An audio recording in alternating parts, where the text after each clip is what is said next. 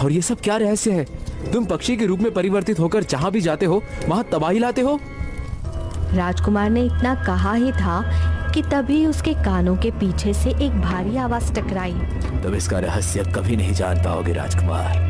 अब वो दिन दूर नहीं जब तुम्हारा पूरा राज्य तबाह और बर्बाद हो जाएगा। राजकुमार ने जैसे ही पलट कर देखा तो उसके सामने एक तांत्रिक खड़ा हुआ अपनी लाल आंखों से घूरे जा रहा था। अचानक उस तांत्रिक की आंखों में लाल रंग की किरणें निकलने लगी। अगले ही पल राजकुमार ने अपने आप को एक पिंजरे में बंद पाया। तांत्रिक हंसता हुआ राजकुमार की ओर देखकर बोला, अब तुम सारी जिंदगी इस पिंजरे में बंद रहोगे और भूखे प्यासे तड़प तड़प कर मर जाओगे, जिस तरह से तुम्हारे राज्य की जनता भूख प्यास से तड़प तड़प कर मरेगी। तभी वो औरत उठकर खड़ी हो गई और राजकुमार की ओर देखकर बोली, ये सब तुम्हारे पिता के कुकर्मों का फल है। ये क्या बकवास कर रही हो तुम कौन हो और तुम ऐसा क्यों कर रही हो?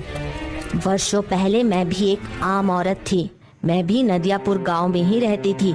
जब मेरा पुत्र 1 वर्ष का हुआ तो मेरे पति का देहांत हो गया।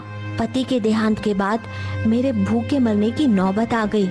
मैंने नदियापुर गांव के हर घर का दरवाजा खटखटाया, मगर मुझे कोई मदद नहीं मिली। थक हार मैं सोनापुर राज के राजा विक्रम के पास मदद मांगने के लिए पहुंची, मगर उस वक्त राजा अपने पुत्र राजकुमार को खिलाने में व्यस्त था।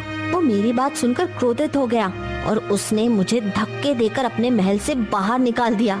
ये देखकर मेरा संसार सब मोह भंग हो गया और मैं जंगलों की तरफ निकल गई। तब मेरी मदद इस तांत्रिक ने की। मुझे काला जादू करना सिखाया। मैंने काला जादू की शक्ति के बल पर अपने पुत्र को इतना शक्तिशाली बना दिया है कि वो किसी का भी रूप धारण कर सकता है। पहले मेरा पुत्र बाज के रूप में नदियापुर गांव गया और फिर उसके बाद राजा के महल में। जिस तरह भूख और प्यास से मैं और मेरा बेटा तड़पे थे, उसी तरह से मैं तुम्हारे राज्य के हर गांव को भूख और प्यास से तड़पा दूंगी। हम माँ बेटे की भूख देखकर जिस तरह से तुम्हारा पिता देखकर भी अंधा हो गया था ना, और नदियापुर गांव के लोगों ने भी हमारी भूख और प्यास को अनदेखा कर दिया था, उसी तरह मैं उन सबको वास्तविकता में अंधा बनाकर छोड़ूंगी। उस औरत की बात सुनकर राजकुमार अशोक बोला, तुम्हारे साथ जो भी हुआ है वो गलत हुआ है। मैं अपने पिता और नदियापुर गांव की तरफ से तुमसे क्षमा मांगता हूँ। तुम्हें क्या लगता है मैं इतनी आसानी से क्षमा कर दूंगी? नहीं, मैं उन सबको तबाह और बर्बाद कर दूंगी।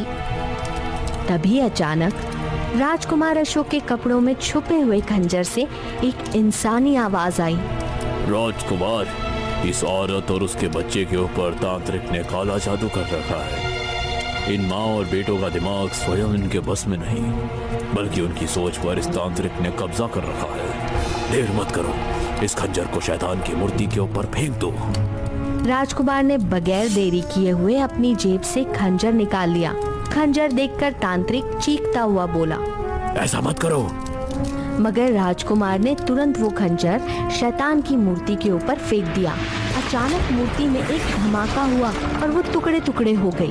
अगले ही पल वहाँ पर काला धुआं फैलने लगा।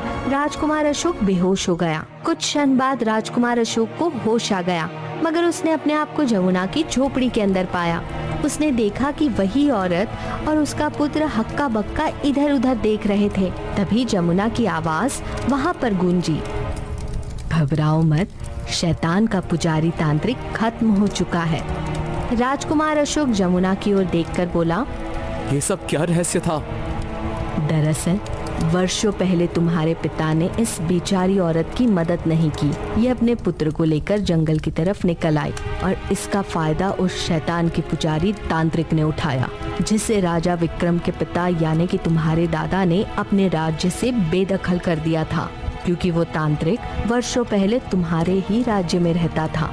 जब तुम्हारे दादा का शासन हुआ करता था, वो निर्दोष लोगों की बलि लेता था और इसी बात से क्रोधित होकर तुम्हारे दादा ने उसे अपमानित करके राज्य से बाहर निकाल दिया था। जब उस तांत्रिक की नजर इस विधवा स्त्री और इसके बेटे पर पड़ी तो उसने इसका फायदा उठाया बदला लेने के लिए। तुम्हारे दादा एक बहुत पहुँचे हुए साधु थे।